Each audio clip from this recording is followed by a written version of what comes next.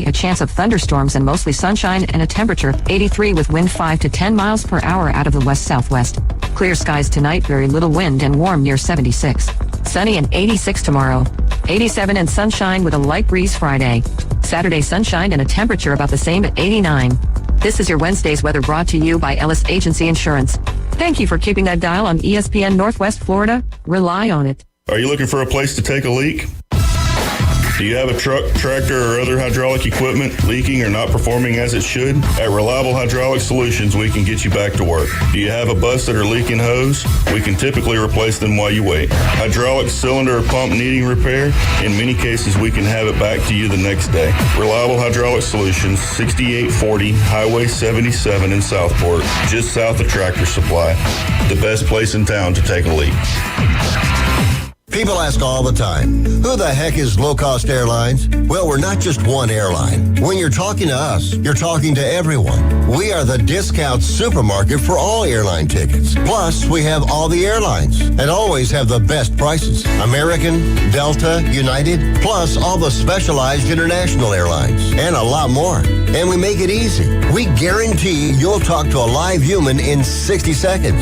You can have the rate you need and have your trip booked in 5 minutes. Now, how cool is that? Now remember, when you're talking to us, it's like talking to every single airline available with one fast phone call. All you need to do is call and find the best prices to fly wherever it is you want to go. So are you ready? Call Low Cost Airlines right now. 800-708-3092. 800-708-3092. 800-708-3092. That's 800-708-3092. Man, is it hot. Not only is the weather hot, the savings on name brand Western wear at that boot store is sizzling. During their 60th anniversary celebration going on now. Shop the hot deals in air conditioning comfort and be amazed at the tremendous selections of Carhartt work clothes and Western wear available at that boot store. Open Tuesday through Thursday, 9 till 5. Friday and Saturday, 9 until 5:30. Next to Bill Berkey at 15th Street, Panama City. That boot store where God is good all the time. PCB Hobby, the beach's premier hobby store for sports cards, comics, coins, and trading card games. PCB Hobby carries the largest selection of boxes and packs from the latest releases of brands like Topps, Panini, Leaf, and more. Looking for a specific player or team? PCB Hobby has a wide assortment of raw and graded cards. They carry parallel rookie, game used, and autographed cards in both modern and vintage. Have a collection you want to sell? We buy, sell, and trade. PCB Hobby on Back Beach Road, just east of Florida Linen. Call 850-320-8388. Y'all listen up. Let me tell you something about group meals from Rudy's Barbecue. It's got all you need for all the folks you gotta feed, smoked meat, sides, and more. There's everything down to the tablecloth, just like the one that you see at the store. At a bridal shower, it's better than flowers. In a long business meeting, it'll pass the hours. It'll feed all the cousins at a family function. It's better than potluck at a church luncheon. Next time you need to feed 10 or more, call and order a Rudy's group meal. Next in line. WVLQ Port St. Joe, WGSX Haven, powered by Panama City Toyota. ESPN Northwest Florida. Deep center field and heading for the horizon. Sports Talk Radio will never be the same. Onion pickles, onions, pickles. The Afternoon Underdogs. Way back and gone. On ESPN Northwest Florida. Hola! How are we doing on this Wednesday afternoon? You are now tuned into the Afternoon Underdogs. This is ESPN Northwest Florida, 104.3 here in Panama City, 101.9 in Port St. Joe. I'm David Hayes along with AG, also known as Fano and whatnot. And Caveman Rick back Hola. there on the ones and twos. ¿Cómo está? Muy bien. Muy bien. Beyond, we're just making those Spanish words now. Yo quiero. Taco Bell, baby. They're not a sponsor, but man, I would Actually, like they some are. Taco Bell. You know what I had today? A non-sponsor, but I'm going to give them a shout out anyways because every time I've ever eaten there, it's been really good. Fatty's Sandwich Shop. Yeah? I didn't know that they closed at 4 o'clock. I was there obviously before 4 o'clock because it's 4 o'clock right now. But I had each time that I've been there, actually I've probably been there 3 times now, but the last time that I went there, Miles was still working here. That's been a while, yeah. So it was me, Miles, and Kyle Wright. We went there, and I asked for a recommendation. I love doing that. I love going to places that I've never been to and be like, what do you recommend? And they recommended the Midnight Toker. Right on. I'm cool with that, you know? Yep. So I got it. And Steve Miller Band. Right. What was that? Steve Miller Band. The Yeah. Joker song. Yeah, dude. I learned about that song from Guitar Hero. And seriously, though, and then, I mean, great song. Great song. In the iTunes collection these days. Today, I asked for the recommendation. She said you should get the Midnight Toker. I said, had that last time. What's your second best recommendation? She said the Albuquerque Turkey. So I got it. Really daggum good sandwich. And it's got avocado on it. I'm not one of these hipsters that need like avocado on their toast or whatever. But I will say this. That was a really good sandwich. Yeah. It was phenomenal. I don't want it on my ice cream either. Well, wait. Do they? Tom Brady. That's the whole avocado ice cream. I'm being facetious. That guy's weird, though. I'm being kind of a jerk. He's cool. He's cool. But he's weird. He's not a good announcer, though. I mean, he looks like if Barbie doll was a man, that's kind of what Tom Brady's looking like these days. Is that fair? I feel like Tom Brady is that guy that is really popular for a lot of the things that he does, which he is, but he's never really been socially accepted. Until Tampa, I would say. Well, he's never really been socially accepted in like, you know, a large group setting, right? Like, you know, we all have that friend that is, you know, is good friends with you. It's good for, he or she has good friends with somebody else. And they're always real fun. They're all boisterous. They laugh. They have a good sense of humor. They know how to convey thoughts and all that stuff. But in a group setting, they kind of sit back and, you know, and they don't really feel like they belong. That to me is Tom Brady. Yeah. You know what I mean? Like in a one-on-one setting. Awkward. Yeah, kind of socially awkward, right? Like I know a few people like that. Peyton and Eli, right? Like David Hayes, we all thought Peyton and Eli wasn't going to work because Eli was so socially awkward. But as you see him get more and more, screen time with his brother and all that stuff, he's starting to come around. And I feel like that's where we're at with Tom Brady. He needs somebody like a Peyton Manning that can draw out that other side of him, right? Because we all saw Tom in the golf contest, right? And he was fun. He was funny. He had some really, really good moments there, especially with Charles Barkley. So we know he's capable of it, but there's something that goes on in his broadcast that it's almost cringeworthy. I think he's been like programmed or like conditioned, like a child that might have been parented by like a tyrannical type parent, or like, you know, maybe like somebody like in a bad relationship as an adult, but like afraid to kind of like be themselves, speak up, you know what I'm saying, like inhibited. And now that like he's out from underneath like Belichick's thumb, you know, and like do your job and like, you know, just shut up and like, you know, be the guy. He's trying to like maybe find himself a little bit, you know. Yeah. And so that might, you know, be some of it right there too, I think. And, you know, when you're trying to like reinvent, I mean, hell, I'm, you know, getting out of a long relationship myself. I'm trying to like reinvent myself in some ways. So I can kind of relate, you know.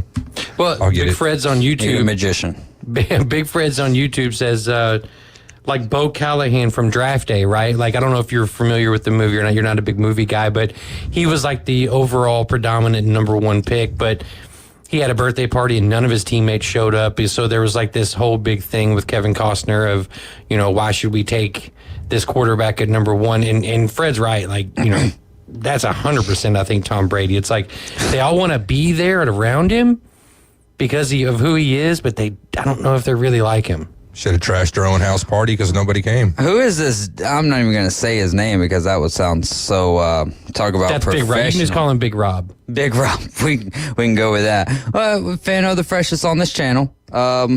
Fair enough. We'll give you that if you like Louisville, I guess. And then he also goes on to say, I think he knows he's an idol and just wants to be as professional as possible. And I think that's where that awkwardness comes in. Right. Though, that's what I'm saying. But it's one of those things that it takes a little while to even unbutton the first button. Right. Right? Like, it's like first date, if you will. You talk about reinventing yourself, but sometimes that first date, maybe the person doesn't get the best out of you, or you don't get the best out of them because you're trying to keep one of the masks on or whatever. Right. And then it takes, 25 years before all of the masks are down anyway. So what's the point of it anyways? But appreciate you, Big Rob. That's what we're going with, because I'm definitely not saying his YouTube name. Man, all of that would just sound so weird reading off comments like, DB said this. Yeah. Anyways, 850-215-6290. This is the Afternoon Underdogs here on ESPN Northwest Florida. We are going to be ending at 5:40 this afternoon. Why? Atlanta Braves baseball. And Cincinnati Reds. Which, by the way, the Braves. What was have the score beat last the night? Cincinnati Reds this year. does it irk you a little bit? Does it irk you a little bit? What? That the Braves haven't beat the Reds, but yet y'all are still not Have a you seen our playoff. season series record versus like the Phillies, the Dodgers, the I was going to Braves? say, Phillies won So last it's like night. y'all beat all the good teams. We're 18-6 versus The good versus, teams. like the playoff team, other than the Brewers. Because you know why? When teams are playing AG's team and the Reds, they're taking the night off, dude. They're like, okay, we got this easy team. We got to, chill out. They're looking ahead at the other teams that are coming up. It's And it's maybe a trap that's game. true. It's a trap game. Maybe that's true, but we played a lot of these teams earlier in the season when the Reds were still, in it. I mean, I know Right. technically right They're now still the they're still Reds. in Well, it. opening day is like the day. Everybody's for the still in it. Reds. Whoa. Everybody's in it opening day. Yeah, exactly. Everybody's even. And that's when the Reds are that's like the national holiday for the Reds. Yeah, absolutely. And then But here we are. But no, we're 18-6 against all of these teams, but yet we can't find a way to beat the Marlins. So on a you're basically regular saying basis. you need to play against the top tier teams every series, and then you guys would be a winning. Other than the franchise. Brewers, I hate them. Like, we cannot beat the Brewers for whatever reason. Is it not so, like in your mindset, who would be the most surprising team in baseball? And I don't mean it in like, oh, I can't believe that they didn't amount to, because I think that you can make the argument that the Braves might be one of the most surprising teams in baseball, that they're not. Yeah, that's injury though. I mean, like, 100%. because of that- But still, people who don't keep up with what's going on would I would say the Brewers possibly is say the that. biggest surprise in baseball. That's where I'm because, at. Because they lose their Diamondbacks manager. may be a close second, but I know that they were there last year. But if you look at it, they're not even in the playoffs without the Seiya Suzuki. Yeah, but gaff, but when you if look you at will. where the Brewers were selected, they were selected by most pundits as last in the division going into the season. They lose their manager council to a division rival. Oh, I in the thought you were going Cubs. to make a slight at the Cubs. No, a division rival, and then they trade their ace for seemingly two throwaways. Now Joey Ortiz and DL Hall have actually been really good. DL Hall's been good lately, but I digress. But for them to be already in that clinching mode right now for the division is pretty awesome. So, I mean, kudos to them. I mean, Willie Adames, I know the Braves are looking for a power-hitting shortstop and everything else, and I know they've probably got the money to do it, but if AA doesn't look at Willie Adames next year, who is a free agent, and goes, here's a check, I don't know what he's doing. Because I mean, if you're going to go with a guy like, where did Orlando Arcia come from? The Milwaukee Brewers. I was going to say like Dominican or something. Fair enough there. We do have Banji Bomadella coming in the studio in the next segment to get us all caught up on high school football power rankings and looking ahead to matchups this week, which we're going to have less matchups this week because I believe Bay and Bozeman are on bye week. So with that being said, maybe we pick his brain about some college football and maybe the NFL. But I think it's good we just have him in studio now. absolutely, man. That's exciting, and he is a great writer, man. He's great for Panama City. Absolutely love the fact that we're able to have him on. I know that you're looking at comments and want to read those off, so go ahead, brother. No, I was just like Cobalt's new to our chat, not new to us, but welcome in, Cobalt. He says he's a big Royals fan. Yep. Right, so he says the I Royals. like their colors. The Royals are a good surprise team this Yeah, year, I think, with all of their young talent that they've been accumulating throughout their system. I think what makes them even more surprising is the fact that I think that there was some hype going into the season for the Royals, right? Being that it's a winnable division. But that hype dropped off very early, and they've silently kind of worked their way back into it.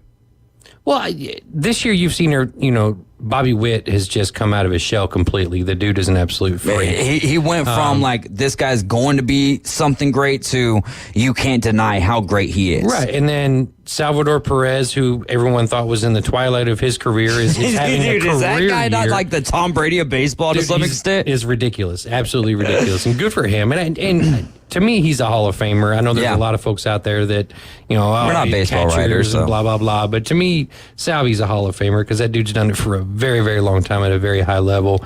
But then their pitching has been good. Their bullpen, as Cobalt will tell you repeatedly, their bullpen is absolute garbage, which I think that's what's going to be their big focus, I think, in the offseason. But no, it's a good young nucleus they have there out in Kansas City. And so, I would say they're a surprise team. But there's something about that Milwaukee and everything that they lost, and then coming into this season and doing what they're doing, with that young talent that they have as well. Because you're starting to see Jackson Churio really starting to figure it out.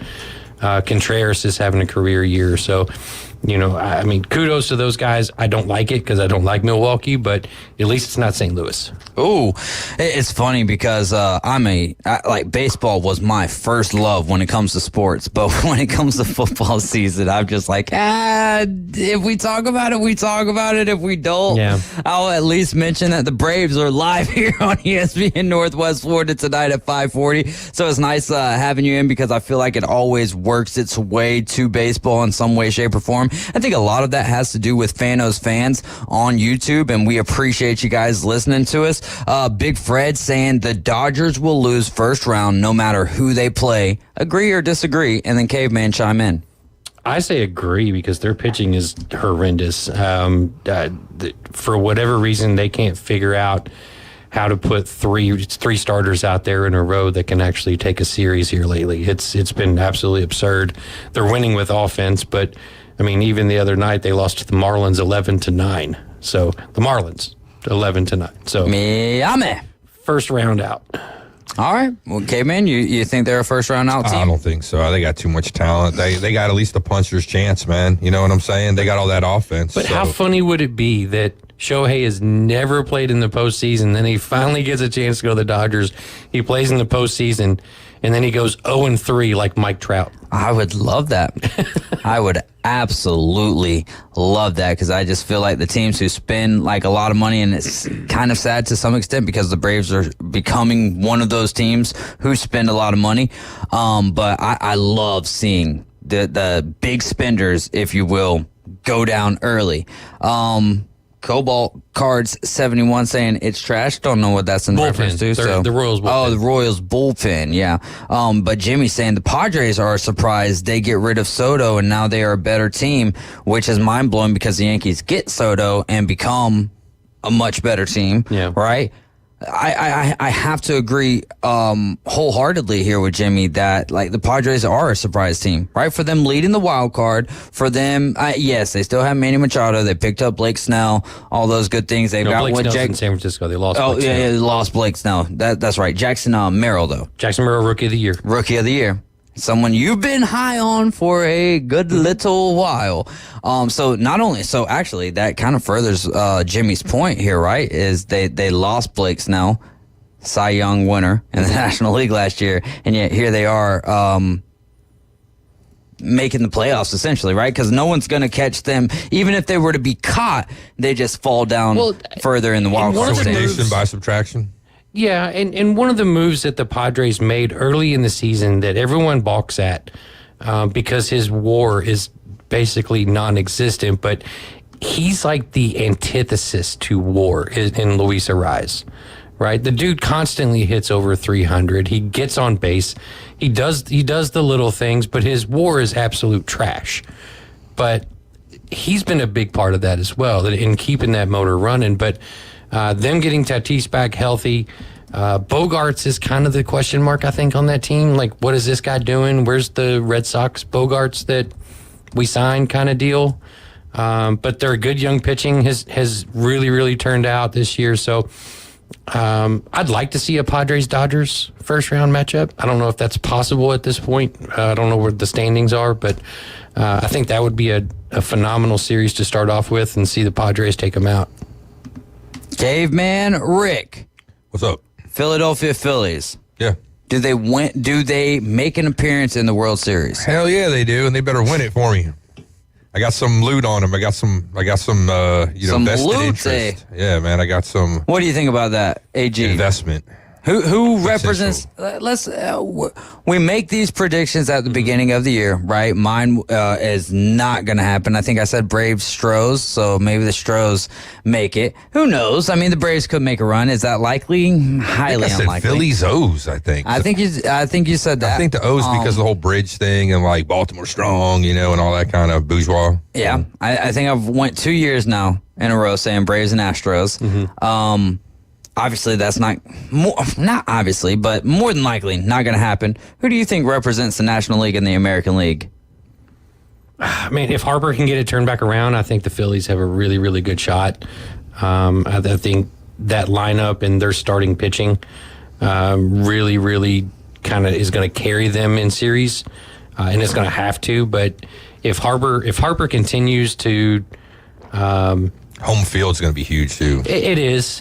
But if Harper continues to struggle, then you're going to see that lineup struggle. I mean, I think he's the straw that stirs the drink, right? And Trey Turner, he gets him excited. Schwarber hitting bombs, and that three-headed monster they have in their rotation. It's pretty filthy, especially at the postseason if they can get 6 innings, out of each of them.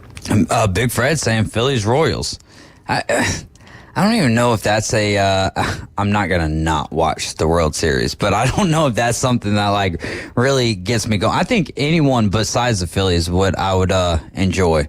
But if the Phillies get the World Series, a lot of people would probably say that because of the stigma. They hate the fans and stuff. So I do. I hate I hate the fans. Being around them so much, I hear you, man. It just living hurts with me. them, man. Wow. Right. Wow. Speaking of bombs earlier, I don't know if we're going to touch on this later, but man, what about that Woj bomb earlier, leaving ESPN? Adrian Wojnarowski. Good for him. Like I said early, right before the season starts, it's a big deal, Yeah, I mean, I guess there's a point to that, right? We're a month away from the season. But I think, what I like about it is how often do we see people dumping talent? You know what I'm saying? Like ESPN, RG3. Yeah, we're going to cut ties with exactly. People and stuff, yeah. I like the fact that this is one of those situations where, to some extent, the 4-letter word's getting dumped. Yeah. Well, look like JJ Redick.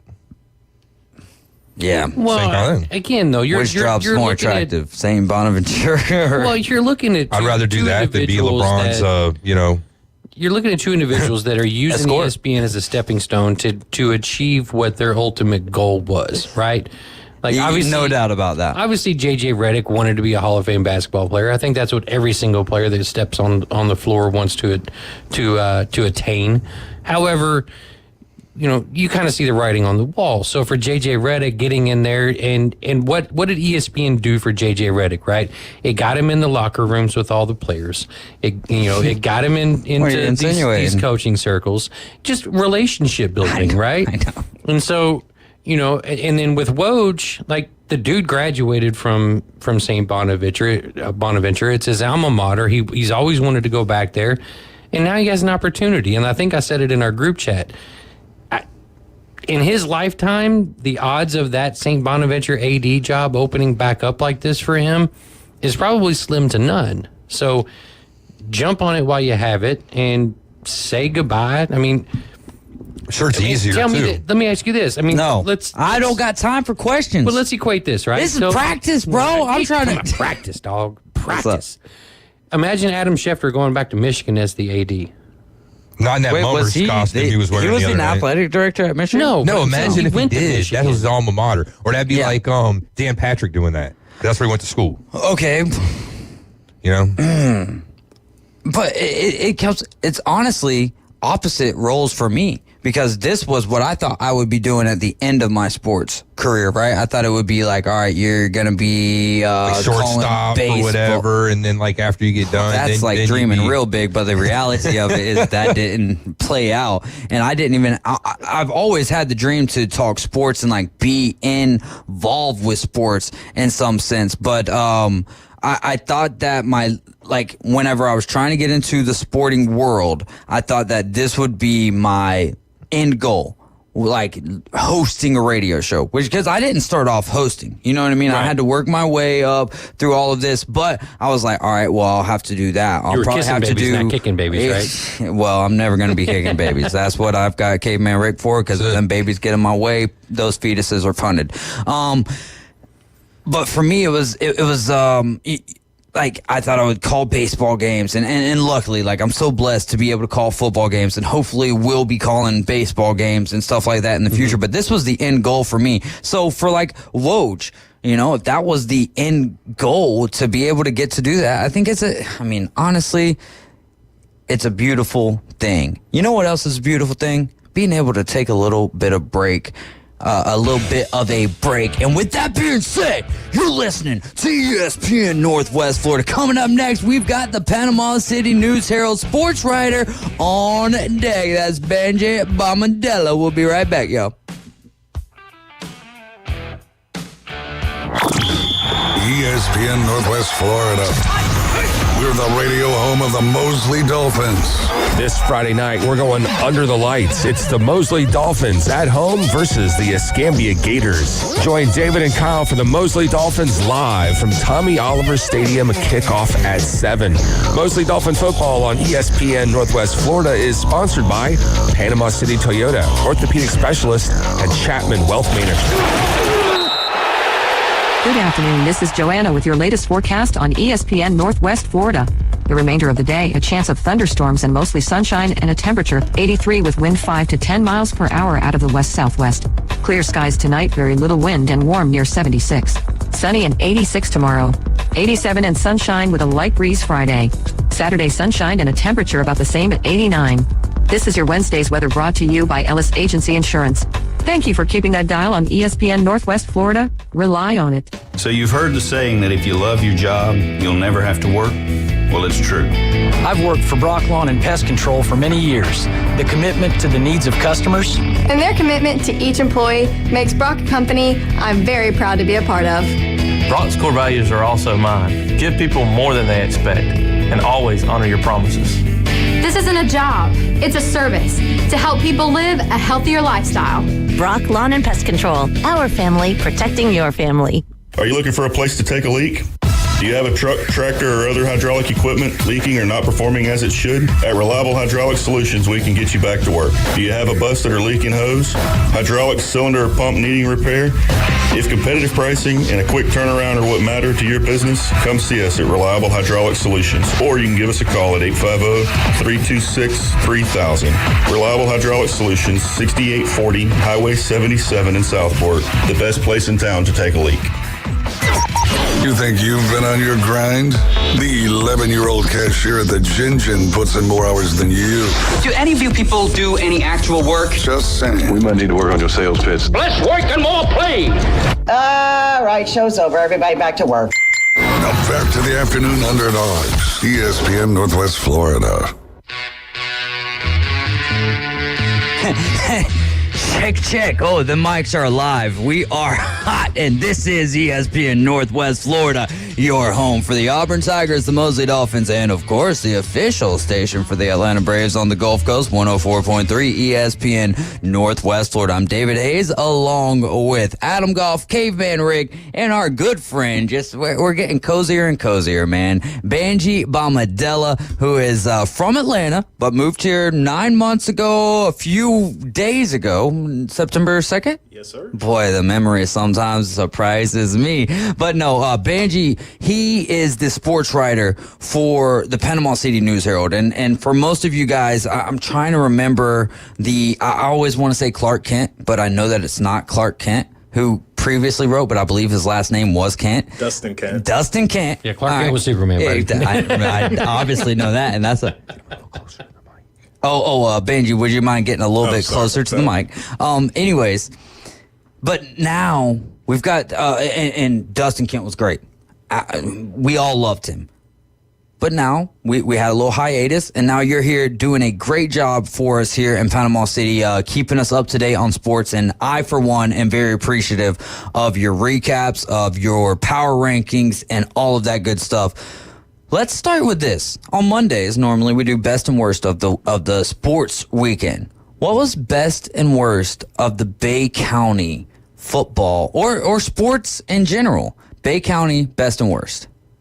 The best would definitely have to be Mosley because they were the only program to win last week. Shout out to them Dolphins, not affiliated but paid by them, so thank you very much. They're definitely the best. The worst, I would say Arnold because they kind of dropped the ball last week. They could have gotten the victory against Southwall, and the game was there, but that soggy field over there, the rain, I guess, it doesn't really evaporate from that field, and it really affected them, and they really threw that one away. So that was the worst. And that kind of, to some extent, you were there at Tommy Oliver. Yes. And so you at least got depictions of, were they at Gavlac? Yes, they're at Gavlac. I was there Friday night. Okay, all right. So you were at Gavlac, and you've seen a wet field at Tommy Oliver. Tommy Oliver has great drainage. Yes. Like I feel like they have done a great job. So that kind of stinks to some extent. Well, but you have to think about where the money's going, right? Or money's coming from. I mean, with Tommy Oliver, you have how many schools that play there?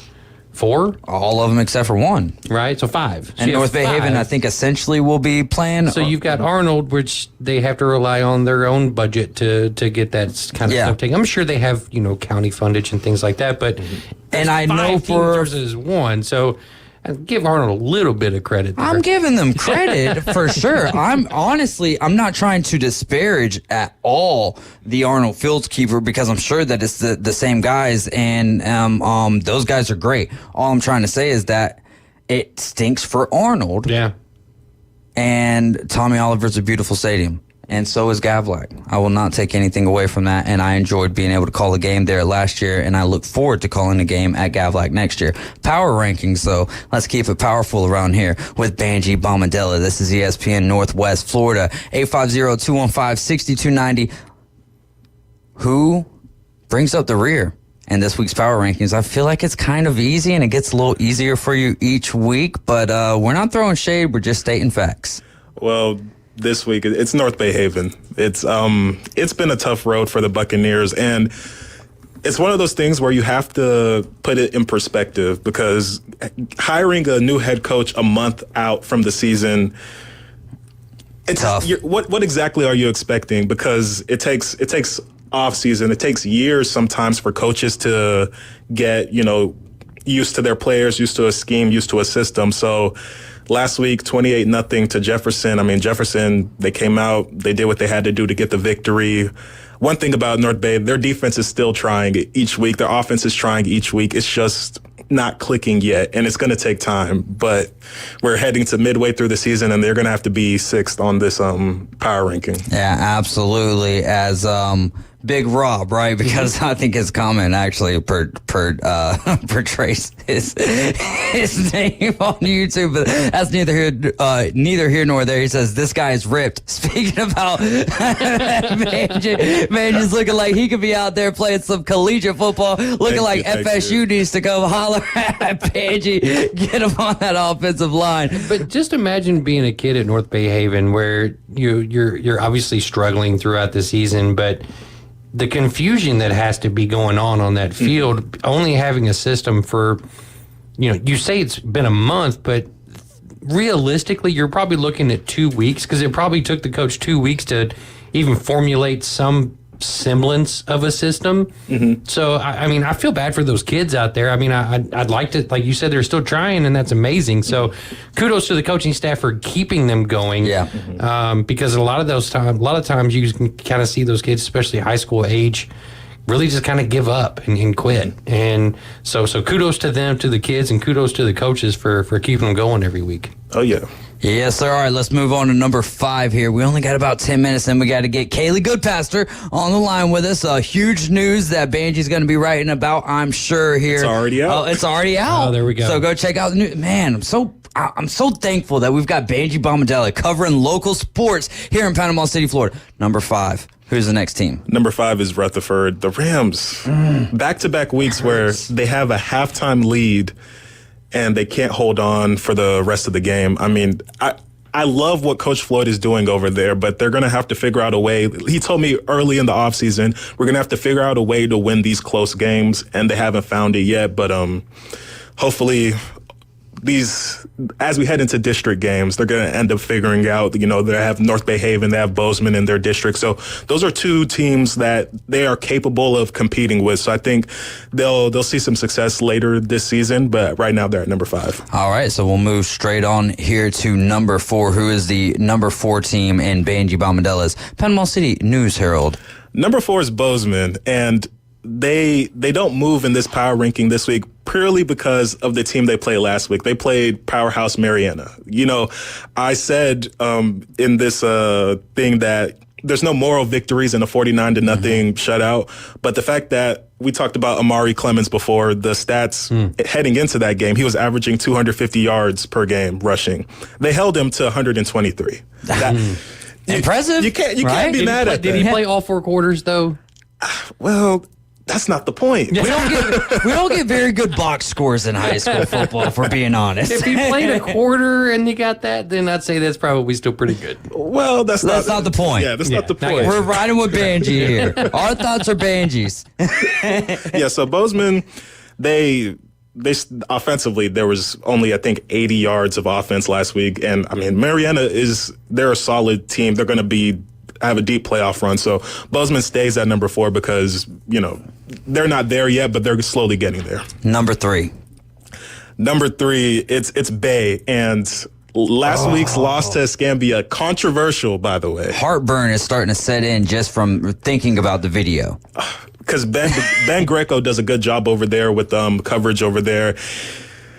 I didn't think he got in. I thought he was at least 1.5 yards, and I feel like I'm being nice by saying that. Exactly.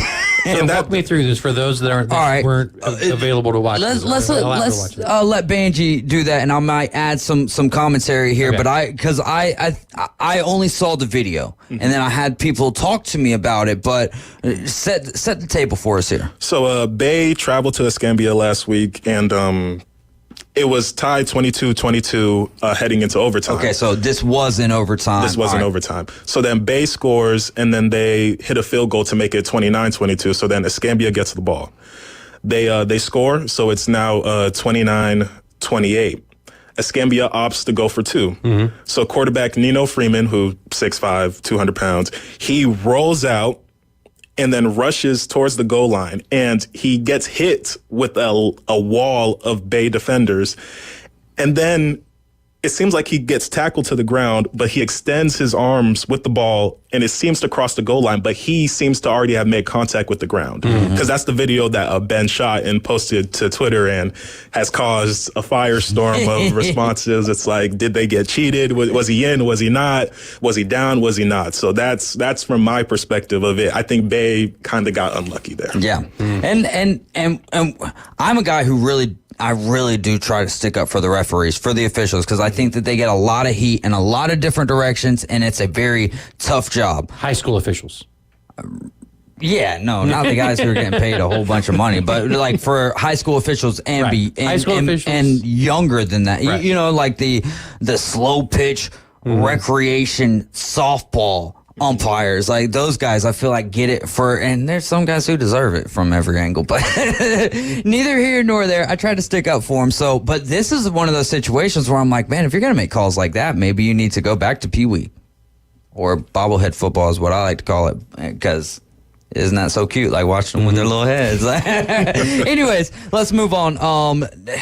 Tough break. Absolutely a tough break for Bay. I think that they left there with their heads not held low. Like they left with confidence, even though it was a loss. 30-29 in overtime. 30-29 in overtime. Yeah, so a tough loss, but one of those lessons that you hate to say this in high school football, but it's like, well, that'll carry over to next year or maybe to future games. Let's move on here to number 2. Number 2 is Arnold. They're not undefeated anymore. They took a loss to South Walton last week. I talked about it before. The soggy field really affected them.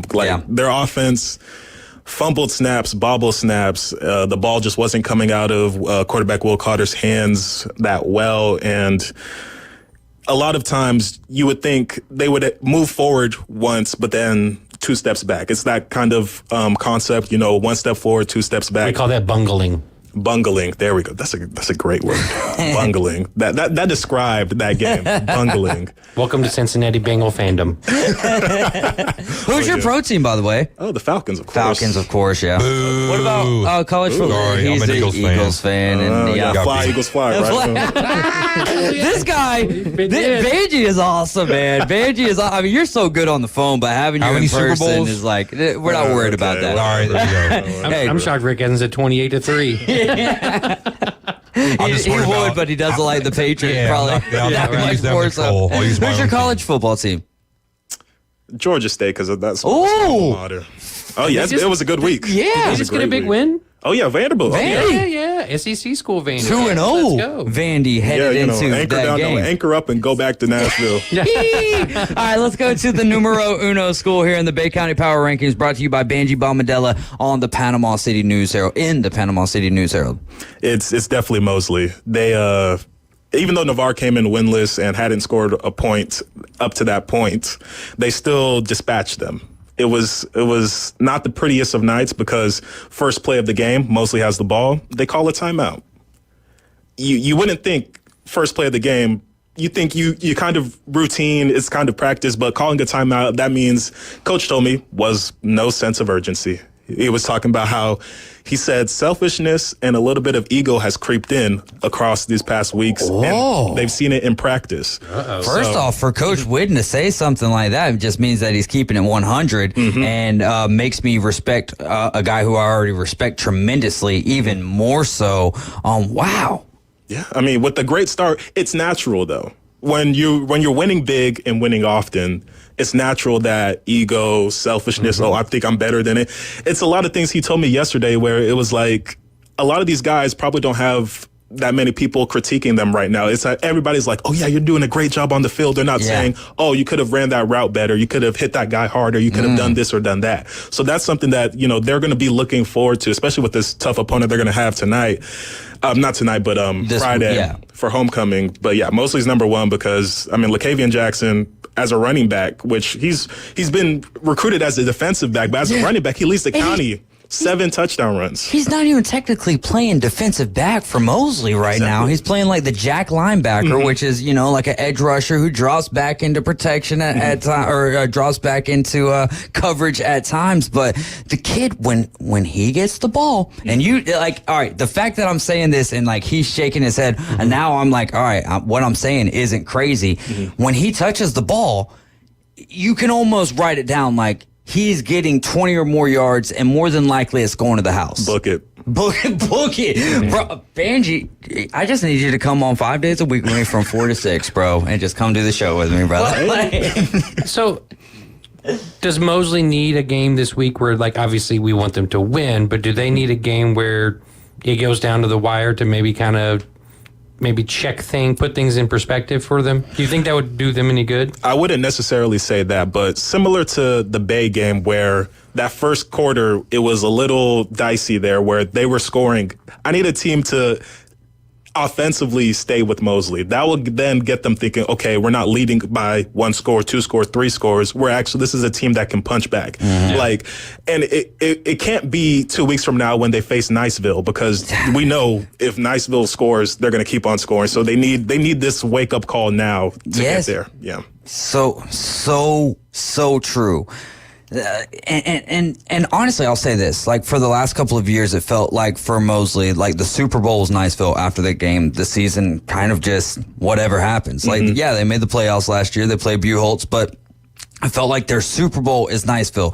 A couple years ago, 2 years ago in Niceville, they were up at halftime, or if they weren't up, it was a one-score game at halftime, and then Niceville ends up storming back. Very close game. Last year, maybe the best high school game that I've ever been involved in any type of way, where Mosley comes back in the final seconds with a great touchdown pass from Sammy Freitas to Jack Massey down the middle of the field, and then Niceville drives down the field, has an opportunity for a field goal, boom, penalty on them. They kick the field goal, but then the penalty on them drives them back a little bit further, and then they miss the field goal wide left, and Mosley gets the win. And it's one of those things that it kind of just feels like, all right, well, we did what we came to do. I want to see more from them this year, and you have to get that. I hate to use the term bell rung. You've got to be tested earlier, and hopefully they get tested this week. Banji, we can't let you go without asking, who was the Banji Baller of the Week? Banji Baller of the Week, LaCavian Jackson. Low Jack. That's what we're starting to call him. Low Jack. Yes, sir.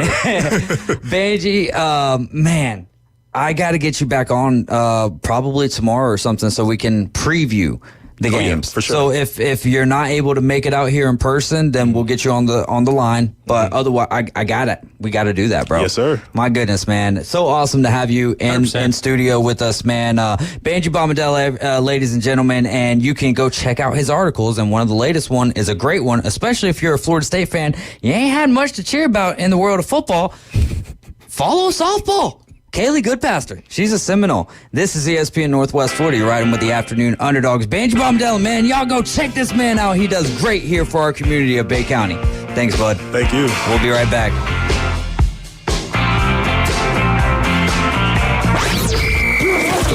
.3 ESPN Northwest Florida is your official radio home for Auburn Tiger football. The tailgating, the crowds, the noise.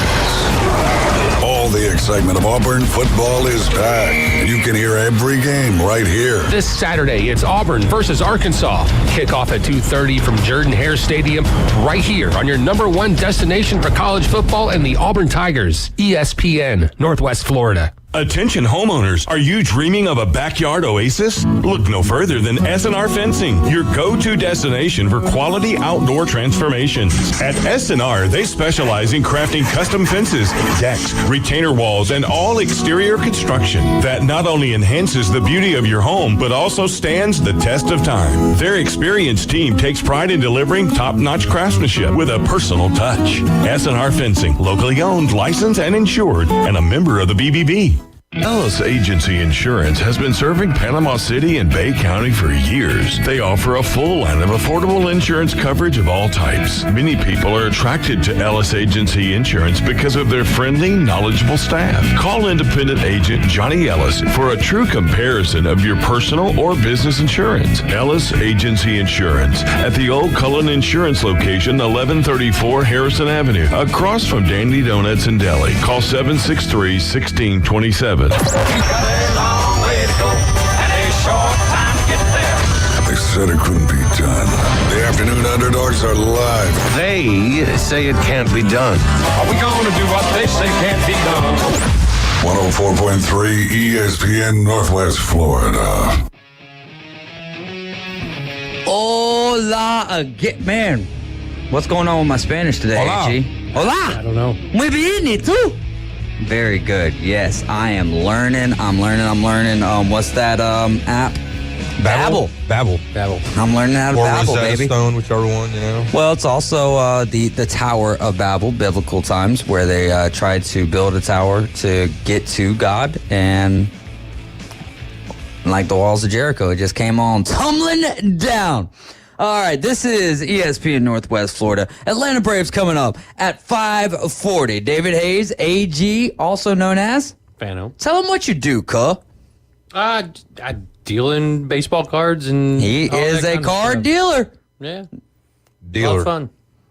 It is a lot of fun. Yeah, a lot of fun. Some- It's very informative, and it keeps you on your toes, and you meet a lot of good people too. So like that's part of it. Like all the Big guys, Fred, Cobalt cards, cards. all the guys that are coming on YouTube and watching, like, meeting them throughout the rooms and stuff. And then I wish they would chime in maybe like 2 days a week or whatever. But the fact that you do it one day, I'm content with that, and I appreciate you guys because this is the only day of the week that I'm looking more at YouTube than I am Facebook. So, what do we have here? Sells cards and gives bad hot takes. I disagree with you, Jimmy. I love it. Honestly, one of my favorite things about AG is the Bengals when they're not doing good. Yeah. Because he gets so heated. Actually, the most heated I think I've ever seen you is whenever I tried to schedule a You would think he'd be used to it by now. You what? You would think you'd be used to it by now. You are, but at the same time, when you do see that success, like you're knocking on the door, right? You make it to the Super Bowl. You're a play away from winning your first ever Super Bowl. And then to have the backsliding a little bit the last couple of seasons. Now, granted, went to the AFC Championship game the following year, but it's frustrating because you know what they're capable of, right?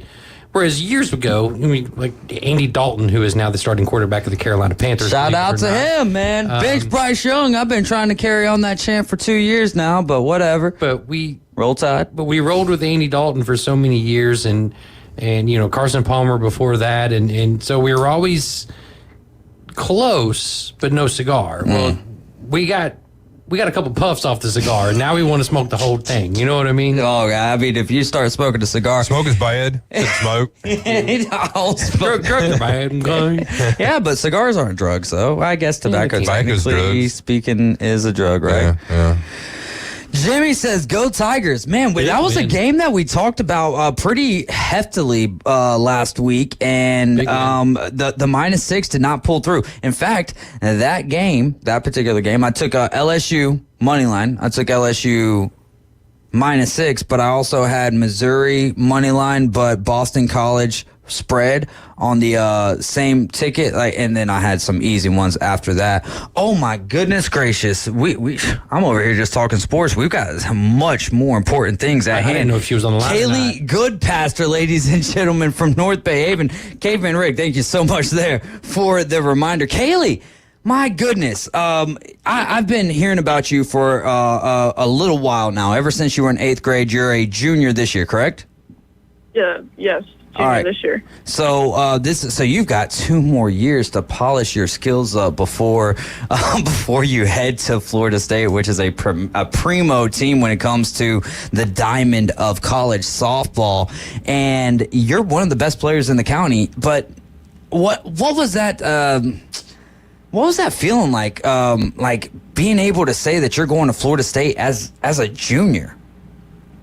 I mean, it's honestly just overwhelming. I'm just so proud of myself, and I'm so happy that the coaches are going to give me a chance to go there. I honestly can't be happier. So tell me, I had no idea that you were dealing with such an injury and weren't able to play the game that you loved like that. But what was that mental place like the place in your mental frame, your mindset, not being able to play the game that you love and wondering what the future holds for Kaylee Goodpaster? I mean, it was terrible. It was completely horrible. There was times when I didn't know if I was ever going to get to play again, and it was an overwhelming feeling. I just felt like I was letting everything grip through my fingertips and my grasp, and so I'm so thrilled now that I have the ability to be able to play Division I softball. I'm so grateful to God, and I'm so thankful to everybody. And go ahead. I was just say real quick, just for those of us that don't know, what position do you play right now, and is that the position that you're going to be playing in Tallahassee? So I'm a primary outfielder, but I also could play first or third base. Let's go. So basically, you're good wherever the coach puts you. She's an athlete. That's what they call her, athlete. Well, you were mentioning, like the mental state there, and one of the things that stood out to me, like I was taking a video there, and we put it up on ESPN Northwest Florida, so you can go listen to Kaylee talking about her next venture there on the ESPN Northwest Florida Facebook page. But it was hard for me to not like just almost shout amen, like when you're sitting there giving your speech, but. Also with that, yes, you have to be strong mentally, but you also have to have a good support system. So, like, maybe what is it that your mom and dad have done for you, instilled in you, that has helped you be so mentally strong? So I would say from a very young age, they have always just been so caring. Like, they're great people. They just love with all of their hearts. And, they kind of just leave me speechless with how much they care, because, they're just so amazing, and I couldn't ask for any better parents. What about Coach Butch Bernard, who's he actually let me know, I'm not going to say when, and that this was even going on, and I was very thankful for that, because I try to tell people in the community, if you can give me a heads up, I'm there, because this community means a lot to me, and the fact that I'm even able to do what I'm doing is all thanks to the community. For you, Kaylee, what has Coach Butch Bernard meant to you as a softball player? So he's kind of grown up with me since 5th grade, really. And I'm so grateful for the kind of relationship that we've been able to form over the years. He's a great coach and a great guy. And I love telling him everything that goes on in my life. He's not just a coach, but he's also he's just a person. Like, he's not going to go out there and just be incredibly rude and one of those kind of coaches. He really cares about what he does.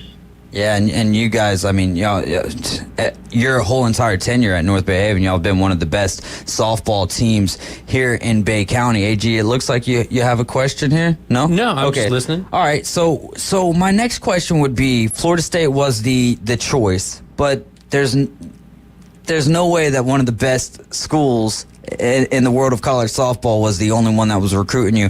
Who did you? Are we allowed to dive into that? Were there other schools that were contacting you as well? Yeah, there was other schools, but I feel like kind of out of respect for them, I kind of would just keep that private. Yeah, but there was absolutely. Definitely other, yeah. So all right. So first base, third base, outfield. When it comes to yourself, what position do you enjoy playing the most? Mm-hmm. So I actually really love playing third base. That's kind of been my favorite position growing up, but by far outfielding is my best position, and I love it just as much. I don't really care where I play, honestly, but third's probably my favorite. When it comes to hitting, inside or outside pitches? Outside. Outside. So you go Oppo Taco a lot? All the time. All the time. Would you say that you're more a consistent on-base hitter or more of a power hitter? Definitely power hitter. Usually if I get a hold of a ball pretty well, it goes out most of the time. Ooh, dog, man. And ladies and gentlemen, we're talking to Kaylee Goodpaster, and she's going to be taking her talents to Tallahassee to play for the Florida State softball team. But she's going into her junior season, which means that you have 2 years to go check her out here at North Bay Haven, which has a phenomenal softball program led by Coach Butch Bernard. All right, Kaylee, who's your favorite college team? When it comes to, let's not even talk about softball. When it comes to college football, who's your team? Okay, well, it's honestly Florida State. I grew up a Florida State fan, so. So did that play a factor in the decision? Yeah, that's my dream school. I've grown up in Knoll, so plan to keep it that way for as long as possible. Yeah, no, absolutely. So let me ask you this. Your dream school's struggling in college football right now. Yes, they are. What's been your feelings on that, Kaylee? Well, in my personal opinion, I think they need to change quarterbacks. Oh, there we go. So Brock Glenn, maybe not the answer, but at least let's see what we got there. Yeah, just give him a chance. Let him see what he can do. There you go. What do you play any other sports, or is softball the only one that you partake in? Yeah, I play basketball too. All right, what position do you play there? Because you, for some reason, I don't know why, but I was imagining you to be a lot shorter than what you were whenever I came to the press conference today. What position do you play in basketball? I'm a point guard. Oh, point guard. All right, so a little Caitlin Clark type action then. Yeah, definitely not as good as. Well, I mean, there's not many. Are there many that are? Who's an athlete that you look up to? Softball or basketball? In general, just an athlete. It doesn't even have to be an athlete. Like, who's someone that you're like, this is someone that maybe I don't model my life after, but there's things that I take from them that mean something to me. Mm-hmm. So, I grew up watching Jessie Warren play softball. Actually, also, she was a Florida State Seminole. So I kind of fell in love with her. She was a third baseman as well, which is kind of what got me into it. So I've followed her and I've looked up to her for a long while now. There you go. Have you met her? What was that? Have you met her? Yes, I have a couple of times. How was that? Yeah. Really fun. I actually made it on her Instagram once. Oh, look at you. That is, I mean, but when you meet someone that you look up to, and there's some people who have bad experiences. Most, I would say, have good experiences. Does that make you like them even more? Oh, absolutely. After that, I just was so kind of obsessed in a way with the way she played and her hitting style that I was just kind of doing everything she was doing after I met her. So you've locked in now. You're committed to Florida State University. You're a Knoll, and you're going into your junior season. What are some goals that you have? Let's start athletically, and then we'll maybe academically or personally, whatever. But let's start with athletically. What are some goals that you have for your junior year, Kaylee? Mm-hmm. So I want to try to hit 15 home runs this season, and I want to try to make a state run. I want to try and make no errors in center field this full year, and I want to try to keep a 500 batting average. Those are the goals that I've made so far. What was your average last year? I think it ended at 420 something, maybe. What's been your best batting average over your, let's say, high school career? Because you started in 8th grade, right? 6th grade.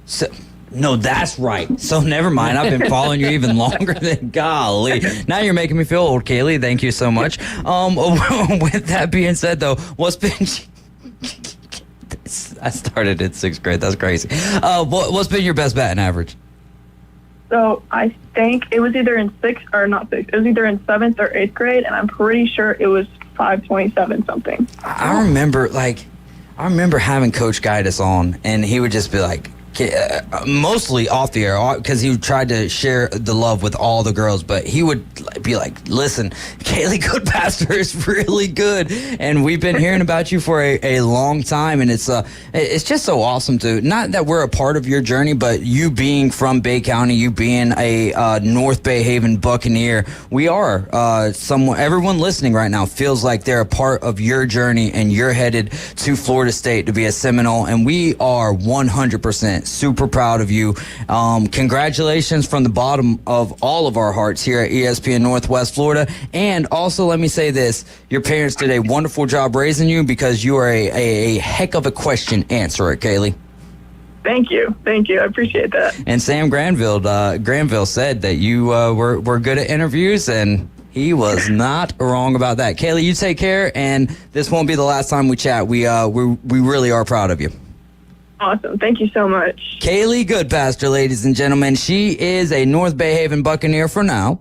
She's a junior. She'll be a senior next year. And then the following year, she's going to be a freshman at Florida State University, Seminole. Man, that is some great stuff, playing softball for a wonderful university over there. Just maybe not this year in football. That's one thing I love about this radio station. Obviously, you're welcome. Obviously, you guys, but, coming from a larger city in Louisville, you had to go to the internet to kind of listen or find out where some of the local kids are going, unless you knew them personally.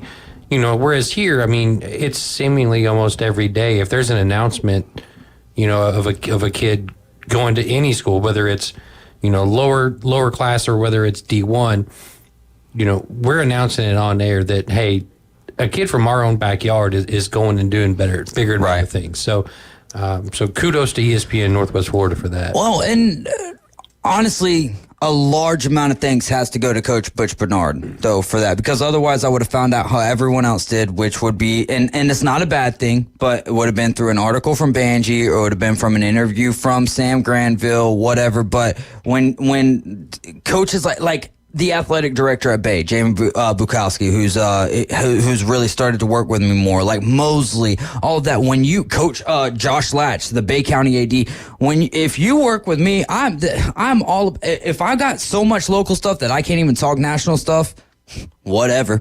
I'm cool with that. Yeah. I'm cool with that because I'm all about the local sports. You're listening to ESPN Northwest Florida, right in with the Afternoon Underdogs. We got some picks to make when we get back, y'all. ESPN Northwest Florida is your touchdown headquarters for the Mosley Dolphins and the Auburn Tigers. Touchdown, Auburn! Plus, premier college and NFL games. Touchdown! Incredible! Your source for the most live football on the Gulf Coast in a rich audio experience. ESPN Northwest Florida. Good evening. This is Joanna on ESPN Northwest Florida with your forecast on this Wednesday. Clear skies tonight with very little wind and look for the low to be 76. Tomorrow morning, there will be sunshine with the temperature reaching 85 and a light breeze. Sunny in the afternoon and evening with a west wind around 7 miles per hour and the high of 86. Friday, we'll have a high of 87 and sunshine. This weather is sponsored by Mid-South Lumber, the best little lumber yard in Panama City. Thank you for keeping that dial on ESPN Northwest Florida. Rely on it.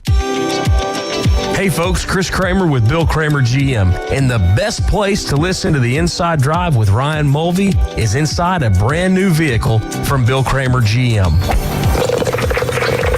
And I want you to know we've got 10 times the amount of inventory on the ground as we did this time last year, and darn near all of them are discounted. So shop us online at BillKramerGM.com or visit us the corner of Frankfurt and 23rd. We'll make it easy and take great care of you. Are you looking for a place to take a leak? Do you have a truck, tractor, or other hydraulic equipment leaking or not performing as it should? At Reliable Hydraulic Solutions, we can get you back to work. Do you have a busted or leaking hose? We can typically replace them while you wait. Hydraulic cylinder or pump needing repair? In many cases, we can have it back to you the next day. Reliable Hydraulic Solutions, 6840 Highway 77 in Southport, just south of Tractor Supply. The best place in town to take a leak. WGSX Lynn Haven, WVLQ Port St. Joe. Powered by Panama City Toyota. ESPN Northwest Florida. We want a big-time sports show. Tune in for the Afternoon Underdogs. We're live and local here. Weekdays from 4 till 6. We need one more SEC team in there to shake things up. The Afternoon Underdogs are on the air. 104.3 ESPN Northwest Florida. We are live. This is hour number 2 of the Afternoon Underdogs. You're tuned into ESPN Northwest Florida, and we are your home for the Auburn Tigers, the Mosley Dolphins, and the Atlanta Braves. And the Braves are going to be taking on the Cincinnati Reds tonight, first pitch at 5:40 p.m. So on the way, we've got obviously our Texas A&M pundit, Morgan Hilliard. Thank you so much for joining us this afternoon. Hello. Hello. All right, so let's just break the ice. Tom Brady, you were listening to us run our mouths about Tom Brady. Your thoughts on what is there something that stuck out to you about Tom Brady? A lot of things, actually. First of all, the fact that you're running your mouth, I'm not surprised. I had to go with that one. I'm sorry. Thank you. No, walked okay. right into it. I did. You walked right into that one. But anyways, Tom Brady, let's be serious. I heard you talking about how, he's an idol and he was being hesitant, possibly, but I don't really think he's hesitant. With his new commercial and even in the commercial, he's reviewing film and he has all the other Toms talking to him. I think it's really interesting to explore the fact that he might be nervous. He's doing something completely outside of his football career. He's always been in the limelight. He's always been a star. is it possible to think that he just might be kind of nervous? I mean, this is a team that he's only ever faced on the field. Put it that way. Yeah. He's only ever seen them up close and personal. I think it's a big step for him to, in a way, step back, reevaluate it, and it's something he's not familiar with because it's not his own film. Right, and that's a wonderful sentiment there, because it's 100. I think when you are buttoned up, there's nervousness behind that. You know what I mean? And I do think that there is the brand, first and foremost, that I really do think is something that he's kind of that causes him to hesitate. Nervousness is probably the it's so hard to do color. Right? Because when you're play-by-play, first off, football players aren't doing play-by-play most of the time, right? It's just people who can run their mouth, i.e. David Hayes. Wow. Great. Well, I'm saying, though, it's like people who can run their mouth and keep the conversation going, but the color is so hard when you haven't had a lot of experience doing that, because you've got to find the right all right, when's he going to stop? What do I say? How do I say it? How do I convey it? So, yeah, it's definitely been, and I love like the fact that you are the only person I think that's brought up that fact of nervousness to the table. And I think it speaks volume to what Tony Romo and Jim Nantz were able to do right from the word jump, right? I mean, everybody looked at Tony Romo and went, okay, him going into the booth, I don't really see it, blah, blah, blah. He wasn't... people hated on Tony Romo as a quarterback for the Cowboys for years, and then he gets into the booth and you go, man, this dude is awesome. Yeah.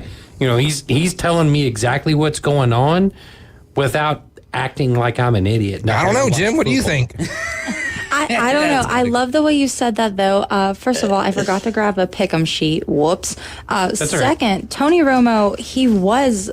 really good in earlier seasons. Thank you, David. He was really good in earlier seasons, and then he kind of, had his big fall off, and he entered as a broadcaster. And I don't think he was ever nervous because he knew the Cowboys in and out. He knew them completely through and through. He already played for them. He already knew what all the coaching staff was like. He already knew everyone's personalities, and he was a great play reader. Just like you said, he could tell you exactly what's going on without making you feel stupid. And I think the best thing about Romo is that whenever he was in as a broadcaster, like in the booth, he knew exactly what was happening before it even happened. He's reading the play to us as it's literally happening. And even when they snap the ball, he's telling you, oh, I think this guy's going to fake left. He's going to go right, and he's going to go up the side, and so-and-so is going to miss him. And that's exactly what happened almost every single time. And I thought that was something kind of iconic. I mean, he was a very good reader. I think Tom Brady, though, stepping completely out of his comfort zone, this is something he's not used to. Not only is it an unfamiliar organization,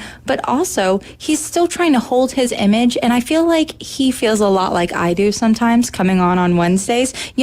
He's stepping into something completely new. There is that little bit of nervousness and that unbutton to get all the way, but I still think give him a couple of more games, he's going to open up, and we're going to get to hear some of his little chatter. And it'll be there. It'll come together. But right now, I think he's nervous. That's so interesting, though. I didn't listen to the broadcast. I listened to the Cleveland Browns and Dallas Cowboys. That was not a game I was into watching, the Saints and the Cowboys, right? This last weekend, after a little bit, it was all red zone. But Tony Romo's first game was Oakland and Tennessee, right? So, no ties there or whatever. But the fact that Tom Brady has done 2 Cowboys games is kind of interesting. It would almost make you, he got 2 different doses of the Cowboys, though, right? He got a good dose of them, and then he got the reality dose that we all love to see when America's team is going down. Don't talk about the girls like that. You're a Cowboys fan. Oh, really? I'm sorry. Oh, my God. Just like I said, A&M can't hurt me. Cowboys can't hurt me. I think it was Sunday, we were watching the Cowboys, and my boyfriend said to me, he turned around and looked at me, and I was like, is everything okay? And he was like, I'm just making sure you're not crashing out. And I was like, I don't crash out over the Cowboys. I expect this. So you don't know what winning's like in your lifetime, then, I've never known a true win. Please don't come for me like this on the air. Yeah, don't. Fred said I was busy actively not watching the Giants this week. Also, golly. How's that field goal fest? I mean, they scored 3 touchdowns, right? The Giants scored 3 touchdowns. The Commanders scored a bunch of touchdowns. They're the first team to ever score 3 touchdowns and not allow a touchdown in regulation and still lose the daggone game. So wild stuff there. This is ESPN Northwest Florida. All right, here's what we need to do. Try our best to get out. Breeze through. Yeah, to breeze through these. So let's start with games. We'll start with a game, and then if you guys don't have any legit thoughts on them, then just say the team that you're going with so we have more time to talk about topics. And Morgan's got a great list over here. So as always, we want to give her fair share of time, and I think that's what the people want anyways. Number 24, Illinois, taking on number 22, Nebraska. This game's on Friday evening. AG, we'll start with you. I'm going Nebraska here at home. Morgan. First off, AG, can we share pens? Because I forgot my pink pen today, and that's kind of on me. Now how am I going to know that that's your picks? I'll go back and write Barbie next to it. I'm not scared. Anyways, I'm going to go with, this is actually really close. Might be an upset, but you know how I pick, strictly narratives. I think I'm going to go comfortable and also go for Nebraska. Caveman Rick. Yeah, give me Matt Rule, Nebraska. Easy pick. Let's go to Florida. He says Illinois. All right. Yeah, you keep up with the comments. I'm too busy for that. Florida at Mississippi State. Mississippi State, 6-point dog here, and the total is just like, I don't know what Vegas knows, but they definitely know a lot of things. Total sitting at 58.5 for 11 a.m. kickoff. AG. Mississippi State is an absolute train wreck. I know Florida hasn't had their best few games here in the last few weeks, but give me Florida even on the road here. Morgan.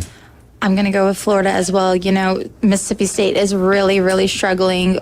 Letting ASU get ahead of you as much as they did in their first game, I mean, that was absolutely disastrous. I was embarrassed for Mississippi State, and I have friends who are Mississippi State fans, and all respect to them, but God, it looks so rough. It's scary. No doubt's Coach Levy. I think they just have a lot of things they have to work out. All right, and Caveman Rick? Oh, God. There you go, Leanne. Mississippi State. She will be in the building with us tomorrow afternoon. No, I don't think we're ending early, and we don't have any high school football, so we'll be having a full show from 4 to 6 tomorrow. North Carolina State is taking on number 21, Clemson. Clemson is a minus 19.5-point favorite. It's actually 20, but I had to add the hook there. North Carolina State or Clemson here, and again, we're utilizing the spread. I'm going to go Clemson big at home here. I do not trust NC State. I didn't think that they were a top 25 team going into the season like they were ranked. That's why I don't put too much emphasis on those early preseason polls. I got Clemson big here. Miss Morgan. I don't know. UGA did them so dirty, but I think I'm also going Clemson because I also don't trust NC State. I don't think they ever deserve to be ranked, period. Oh, there you go. UGA did Kentucky pretty clean then, I guess, if they did Clemson that dirty. I mean, I have a lot of thoughts about all of these things, but let's keep it with Clemson. All right. Not a fan, but Yabba Dabbo do. There you go. Yabba Dabbo do. All right, Wilma. Number 11, USC taking on number 18, Michigan in the big house here. AG. USC big. All right. I'm going USC as well. Michigan just looks so... God, they look torn apart at the seams. I don't think the standings are going to change much after this week. I got USC as well. All right. Arkansas at Auburn. You can listen to this game right here on ESPN Northwest Florida. Cover starting at 1:30 for a 2:30 kick. AG.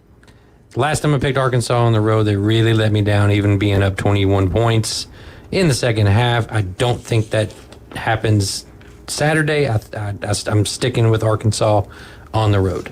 All right, Morgan? Fits my narrative. I'm going for Auburn. And more at 520. More at 520. It's at home, Jordan Hare. So give me Auburn, even though they had a bad showing last week. All right, Georgia Tech at Louisville. Honestly, this game is on the list because of you, Adam Goff, and you're wearing that beautiful jersey today. So who do you have? Obviously, Louisville. Really? Yeah, a little bit. Surprises me. Georgia Tech, I mean, everybody talked about how great they looked against Florida State, and then they go up to New York and lose to Syracuse, and they're probably still good, but I don't think they're as great as everybody thinks they were after they beat Florida State. They just didn't realize how bad Florida State actually is. I think Louisville is still not What? I was just going to say Morgan, and I was like, No, I think I'm Louisville. just giggling because you put it out there. I just think Louisville hasn't really shown much because they haven't had to. I think this is kind of the coming out party for Jeff Brom and company. I'm going to go Georgia Tech, and I don't care to lose this one just because I want to go against AG. That's all. Wow, man. I'm only first in the league and pick 'em right now, Morgan. Trolling. I mean, you That can is be true. first in the league, but I'm here for narratives. Okay, fair enough. filthy narratives with Morgan Hilliard. What do you got, Caveman Rick? This is kind of tough. I'm kind of looking at Georgia Tech a little bit, but I do think Louisville will probably end up winning. So they're at the house. Give me Louisville home. All right, moving on here to a little game in the Big 12, and these quarterbacks, both the quarterbacks for Utah and Oklahoma State, have had 7 years. They're in their 7th year of college football, so they're combined. They're combined. Put the fries in the bag, homie. Yeah. Put the fries in the bag. They're working on their doctorate. Okay, give them a little break. Oh, I'm scared. All right, number 12, Utah. At number 14, Oklahoma State here. Oklahoma State 2-point dog. AG. Did I read that Cam Rising cut his hand and now has tetanus? Is that real? Was that a real thing that I read? I know that his hand was the reason that he was out against Utah State last week, That's but what he I'm is saying. expected to play in this game. Okay. He's part of the reason why both of these quarterbacks are older than the Colts Bears Rusty nails, Joe. matchup this week. I don't like it, and I might change it before kickoff, but I'm going to go Oklahoma State. You got to hope that I'm paying attention to my phone if you're going to change it. Oh, you will be. Possibly. Morgan. I feel like he just called you out there. I'm going Oklahoma State all the way. First of all, go Pokes. Second of all, known Pokes, eh? known Twitter user TK1890 called Texas A&M and Florida correctly. He is a huge OSU fan, and I'm going to go with his team. There we go. I thought once we made our picks, they were locked in, but okay. Thank you, Caveman. Yeah, no worries. And I'm a man, so I'm going with Oklahoma State. Boy, he's a man. 40 years old now. I think Mike Gundy's 57. 47 over here, yo. Cal at Florida State. Florida State again for the 4th time this year is a favorite in this ball game. They are a 2-point favorite. What do you got, AG? Choke Campbell Stadium. Ooh. 0-4. I'm going for Cal. Cal has absolutely been lighting FSU Twitter up, and I am all here for it. How do you like me now, big boy? I'm going for Cal. Caveman Rick. Yeah, well, I mean, why not? What do you man? think about this big boy? I want to see Cal win, man. I want to see more trolling. I want to see Max going off next Tuesday, and yeah, I told why him not? if Florida State loses this game, we're not even allowed to talk about them on the Afternoon Underdogs anymore. man. No more It pickups gets for funner. FSU after It gets this. more fun, dude. No doubt. We'll let Max throw a little bit of shade, but No, it's facts. He doesn't throw shade. There's facts. all right. Easy. Facts, not shade, but we will also start referring to Florida State as big boy from now on. All right, number 6, Tennessee taking on number 15, Oklahoma in their first SEC game, and they are the hosting team here. Who do you got here? Volunteers or the Sooners? The sooner you volunteer, the better a pet's life could be. Thank you for that. Appreciate that. You're welcome. Yeah. That's a PSA I've been listening get to. that from Bob Barker? David Handy. No, I learned that from Haley Welch. Deep Thoughts by David Handy. Yeah, David Handy. Yeah. Another persona. That's I think I'm up to 7 now. I learned something else from Haley Welch. Yeah, right? What would that be? All right, AG, on to the game. We'll spit on it later. I'm really, really looking forward to this game, especially after watching Oklahoma and Tulane last week. And I've been kind of on the Tennessee bandwagon early on. Really? I have. Okay. And I'm going to ride with Tennessee here. I think they win big. Sounds good. Morgan? I think this is going to be a really good game as well. First of all, the crap on Twitter, amazing. No notes. I hope you guys keep going at it. No I'd love to notes? see it. No notes. Well, Not a you've been single taking one. notes about it, though. I take notes all the time. Yeah, exactly. Are you kidding me? So, There's mental notes. plenty There's of You're notes? paralegal, isn't that part of your thing? Is Leave me alone. Leave me alone. Don't come for me. We're talking about football right now. Leave You work should say out of Mo it. notes. no notes? That would be your own thing. And like Mo's kind of like a play on Morgan, so Okay, Mo okay. notes. I kind of like that. All right. Anyways, I feel like they haven't had anyone to truly rival them, Tennessee that is, and I feel like Oklahoma may be that actual rival. Still, I think I'm going to go with Tennessee, though, just because I like Nico. Would you mind reading the latest comment from Twitter real quick? BTK's Georgia fan. BTK, really? Yeah, Billy the BTK, Kid. yeah. Okay. I thought he was something I, else. I tried to dissuade people from calling him that. He likes it. They all like it. And I'm like, okay, you understand what BTK actually really is. Right? Serial killer, yo. Yeah, 100%. Well, I mean, Billy the Killer, I guess, kind of was Billy the Kid, you know? Yeah. Randomly killing people. Anyways, let's get to what matters here. He said it's X, not Twitter, Blondie. I just like the nickname. How do you First feel of about all, that? It's Twitter, Blondie, right? Get your narratives right. I'm Barbie, first of all. We wear pink and we're up in here talking college football. You address me as Barbie. Second of all, it is not X. That is a fraudulent name. Amen. That is a rename. I'm right there with you. It is Twitter. Don't ever step to me like this again. I'm on Morgan's side on that one. I call it Twitter, too. I still call it Twitter. I mean, I don't care what the app looks like. It's Twitter. Caveman Rick, we're on to you. Yeah, I'm not on it, so Fred's I has don't got care a what whole they bunch call of- it. So, in this one, give me Tennessee, man. And maybe if they win, maybe, I don't know. They can't storm the field because they're on the road. That's true. Go Vols. Go Vols. I don't like that statement, but you're allowed to say whatever you want. This is your it's your world. We're just living in it, Blondie. K-State at Barbie, my bad. Sometimes things just, I caught myself there, right? Kansas State at BYU. BYU 7-point dog, but they're also undefeated. What do we like here? Kansas State, BYU, AG. Kansas State. Morgan. I feel like BYU also has kind of like a cupcake schedule. Give me Kansas State. We already know what they're capable of against a good defense and a good offense who rivals them. Give me Kansas State. Then, Caveman Rick. Wildcats over the middle-aged women. Whoa. The Cougs. Awesome. Great stuff. We've got 5 more NFL games. We're going to pick those off air, and if you guys find time to discuss it in this next segment, we'll work that out. Otherwise, I'll just keep track of them. You're listening to ESPN Northwest Florida. This is the Afternoon Underdogs. You're home for the Auburn Tigers, the Mosley Dolphins, and the Atlanta Braves. And this is our last segment, sadly, coming up next here on ESPN Northwest Florida. Keep it locked in, dog. Are you ready to go under the lights? Mosley Dolphin football is back. ESPN Northwest Florida brings you live play-by-play coverage all season long. With David Hayes. Touchdown, Mosley Dolphins! And Kyle Wright. And the interception turns into points for the Mosley offense. The Mosley Dolphins take on rivals Niceville, Rutherford, and the Bay Tornadoes.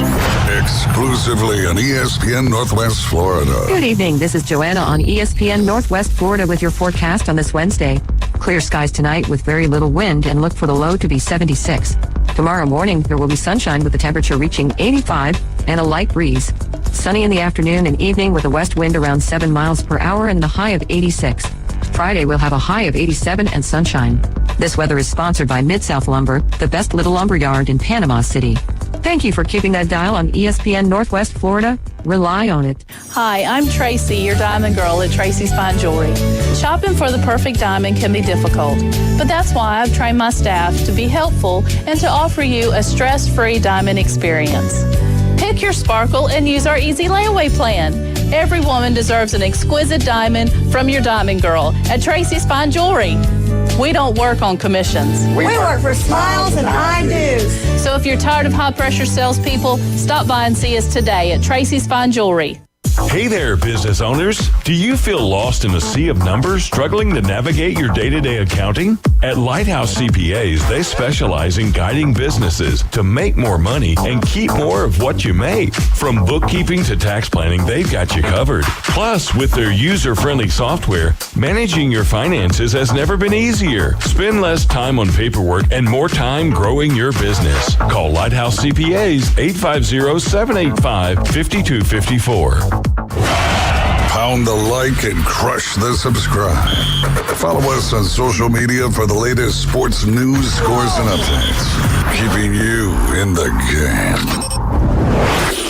Now back to the Afternoon Underdogs, ESPN Northwest Florida.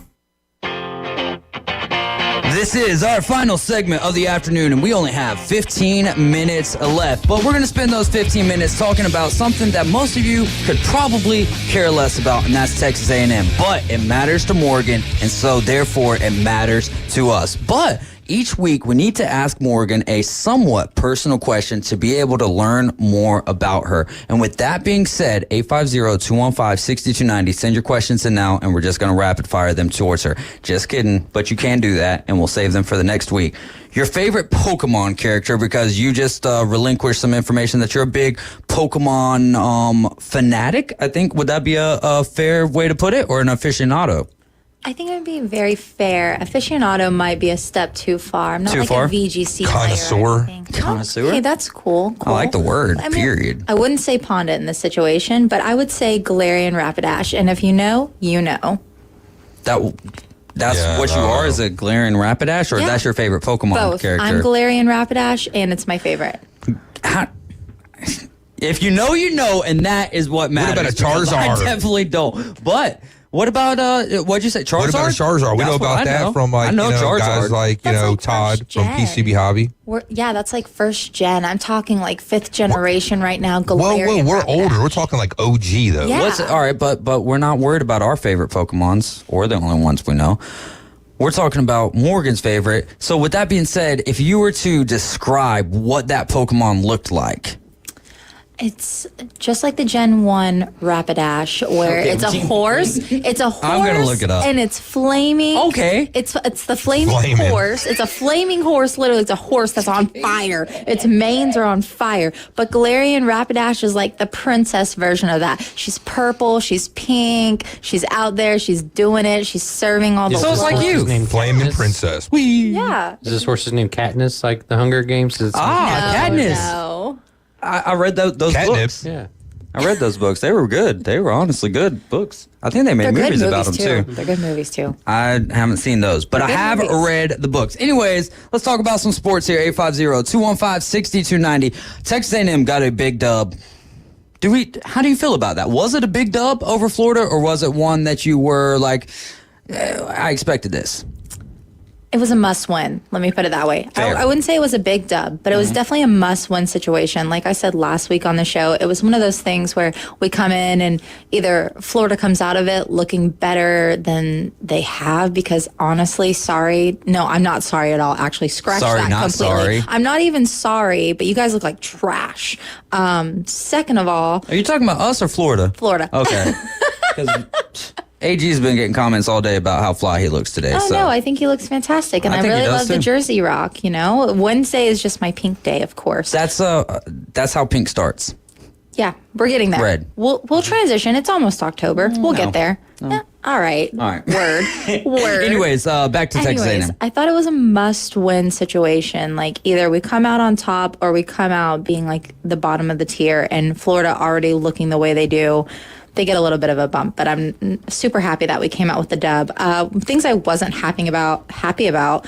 We drew over 100 yards in penalties. We should have won by way more points than we put on the board. We have to clean that up going into our next couple of games, because when we play a team that has a real defense and offense, that's going to show really, really bad against us, and we might lose by 1 or 2 touchdowns. I think losing by a couple of points is different than losing by a couple of leads.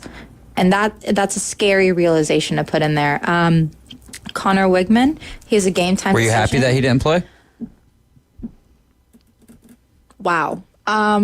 Stumped me right there. No, I didn't I'm gonna stump keep you. it I know the real. answer to that. I'm not loving it, but I'm also happy because I didn't know the answer to that. okay, word up. I'm not really that happy about it. Like I said, I was expecting so much more out of him, but now that I know the things I know, I swear our athletics program, and shout out to Trev Alberts, like he's doing a great job keeping stuff covered up, but they are harder to leak than the White House. Yeah. Literally, we know nothing about these people. Like I talked about during baseball season, Hayden Schott's injury, Jace Lavalette, we didn't really know until game time. But you knew, though. Like, you didn't know that you knew, but you had a good guesstimation. Yes, but hearing it like out loud and in front of you is way different than just guesstimating and it being something that maybe it's happening, maybe it's not, but you never really know. So it's just kind of like not at the front of your mind. But I like that kind of stuff, though. For me, I think that's good gamesmanship. yeah, because you're on here talking crap all the time. Whoa. I'm speechless. Just continue on. Okay, great. Thanks. So, Marcel Reed, how'd you feel about him? I thought he looked really good. There were a couple of silly decisions that he made that I didn't really like. There were a couple of plays against Florida where he threw into triple coverage and we had guys wide open on the other side of the field. And, he is a new quarterback. He's also a true freshman in a way because he redshirted, but he's getting a feel for what it's like to be on the field all the time, and I think that's really important to speak to his character, that he had a really good game against Florida, although there are some setbacks. They are all things that are fixable. They're all things he can overcome, and they're all things that he can work on. And I think that's great for him. And what I really liked about him is that in his post-game interview, he was very poised. He looked very professional, and he answered straight up about his abilities, and I really liked that about him. I've never seen an interview with him, and I really, really liked the way he presented himself on and off the field. Which guy would you like to see lead the team moving forward? Lead the team. Quarterback. Play quarterback. I'm not going to answer that. I'm not going to answer that. You're going to plead the fifth. I am going to plead the fifth because there's absolutely no way you're going to get a true answer out of me for that. Word. I'm going to lie, honestly. Her brain says No notes. the backup. Her heart says Wegman. No. I think it's opposite. That's You not think it's how the I feel at opposite? all. Really? No, So that's let's not how I keep it feel at real all. then. Because that's why we have you on here, is to keep it real. I really like Wegman, The only and thing I you- think when healthy, he's fantastic. Did I like the way Reed performed? Absolutely, but he's never truly been tested. If you go back and see his gameplay against McNeese, he makes so many just bad calls, bad plays, and he doesn't really read the field correctly. Now, given this is only his first time seeing the field, and obviously it was foreshadowing in real time now that we know all these things about Wegman getting hurt against Notre Dame, but it's literally the opposite ends.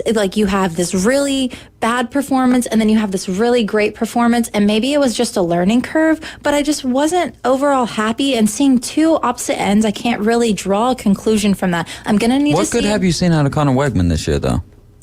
I don't know. Apparently he was injured during the first quarter. There's no way to tell if he actually truly Oh, of the was Notre hurt. Dame game. Yes, he was injured during the first quarter, and... Could that be an excuse to make him look better than what he actually is?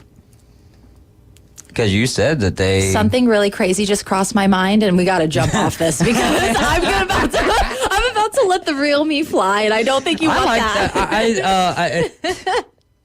Just keep it real. But we will jump off of that for A&M Bowling Green. What's your thoughts on that? I'm going to go back to your keeping it real comment. Okay. I think if we see a good performance out of Reed against Mizzo next week, it could be really well. Being if he is, the starter and Connor is in a game time decision, I think we could see something really great out of him. I'm sorry, we don't play Mizzo next. We play them next. We play Arky next weekend, and that's always a really big game for us because it's a neutral site. But I think if we see something So good next then, technically, is when you... there's too many next. Well, to keep in... You have 12 next in the season. This Or I is guess a lot of technically next. 11. All right. You're the one who said it Anyways, like that. Get off so- the bus. I'm done. All right. But Off the anyway... Here we go. All right, all aboard for the next stop, which is going to be the Atlanta Braves, and that comes up at 5:40. You're listening to ESPN Northwest Florida. We're talking with our Texas A&M pundit here, Morgan Hilliard. Do you have any thoughts on the A&M Bowling Green outside of y'all should stomp them, right? I really don't have anything outside of that. Okay. There is one more thing I wanted to touch on about A&M and Florida. A&M and Florida, Reed starting was also a crazy matchup because you had two rivals going against each other. You have DJ Lagway of Willis as quarterback, and you have one of our starting defensive lineman, Tareen York. And I don't know if you actually caught this game, but York was talking that talk. He was letting it fly. And I think he was letting that mouth run so much that his playability and his mouth just doing what it was doing in between plays. I mean, literally, you had Lagway seeing ghosts out there. Shout out Sam Darnold. He was seeing ghosts. He completed less than half of his passing throws, and I think that's something to really touch on. I think he really got in his head, and I think Tareen York was the one who put it there. I like that take. Honestly, I watched till the rain delay, or lightning delay. Yeah. And then after that, it was, I had like a bonfire at the beach or something. Yeah, no, that's exactly what I had. I don't know. Something like that. No, it was a bonfire at the beach. All right, Arch Manning. Heisman odds. That's something that you want to talk about. Oh, yeah, for sure. Yeah, okay, so absolutely. first of all, Yes. Texas played UTSA. I'm not moved. They literally got the brakes beat off them by Texas State last week. Shout out Durag Trouty. But literally, leave that out of it. I am not moved. You played UTSA. You think nutsack callback? No. But, I mean, it was absolutely crazy that all these people were absolutely going crazy over Arch. But the craziest thing about Arch was while he was on the field, his Heisman betting odds, in any betting odds, and this is something you're probably really interested in, is that within his playing time on the field, they went from 150 to 1 to the end being 20 to 1 to win the Heisman off of one game. He's better than Quinn Ewers right now. Yes. I mean, his odds are better than Quinn Ewers, but he's not going to be the starting quarterback for him. Oh, so no, absolutely not. I just think it's really crazy that his odds jumped so very quickly. Does that tie to his name? Does it tie to what he's supposed to be? Million. Absolutely. I think it's all of the above. I think it's more name than anything else. I think it's all of the above. If his name was Archway, then no. Those are good cookies, Joe. I was thinking of McDonald's. Even against the inferior opponent, if he had come out and he didn't look the part, he looked like, he was confused about what the offense was. But if his name's not Arch Manning, it doesn't go there, period. His Heisman odds don't what drop I'm saying, like though, that. is they don't, he absolutely destroyed that team with both his arm and his legs, which we've never seen a Manning do. Number one. Number two, he's different than the with quarterbacks back in their day, right? They Obviously, didn't do that anyways. But the thing is he's a different sort of Manning, but he is a Manning. So I think I guess Archie was, or Arch was more athletic than Eli 100%. and Peyton. Cooper was apparently the most athletic of them all before he had his medical issue. But so Big Fred's real quick, he says he's not just a name, he's third generation football royalty, which I think ties into exactly if his name is anything other Golden than Manning Arches or whatever. Yeah, if his last Anything name's not other than Manning, he can come in and throw for 400 yards, and his Heisman It's like odds are Bronny, not man. gonna- His last name is James, and who he's tied to. He gets drafted. He gets to be on the McDonald's All-American game, even though he's not, worthy of it. It's like it's legacy, right? And that's what I'm saying is like it would be like. See, a lot of people don't know this, but Ty Simpson, I believe, is the great grandson of Bear Bryant, right? I believe it was Ty Simpson. It might have been someone else who's already gone from Alabama. But anyways, he doesn't have the last name Bryant. But if that was his last name, people in Tuscaloosa would be calling for him to be the starter if they knew like the pedigree, if you will. Now this one is to a totally different level because of who Peyton and Eli are. Like it's always like that with the nepotism, if you want to call it like that. I would say the legend kickbacks, if you will. So you really think though that like his play is what even being a Manning, if he had come out there and not looked the part, was not successful to what we all this standard that we're going to hold him to, he met that standard and went past it. Despite everything that was going against him. I'm going to hold you right there. What if his name was DJ Ulalele? UTSA. Literally, University of Texas at San Antonio. I'm just not moved by who the opponent was. Had it been someone actually reputable, is irrelevant in this conversation, because if he had come out and not looked the part, he looked like Graham Mertz. We're not talking about him for Heisman. But because he's a Manning and because of the way he performed, regardless of who the opponent was, yeah, they're going to talk about him for Heisman. Right, but it's in tandem. But you have to have the name for that tandem to get there, though. I think that's what the right. The whole it's what point. came first, chicken or the egg. I get it, but at the same this time, one, the name came first. Though. No, but like, do you think that he's going to go down to 20 to 1 odds? Do you think he's going to go down to 20 to 1 God odds? Just made eggs. If he has 3 interceptions and he lost a fumble, and we're out of time, ladies and gentlemen. You've been riding with See? the after. I can't do nothing about that. I'm 15 seconds past due. Just remember, Jesus loves you, and so do I. Y'all have a wonderful afternoon, and hopefully the Braves can pick up a win. AG for president.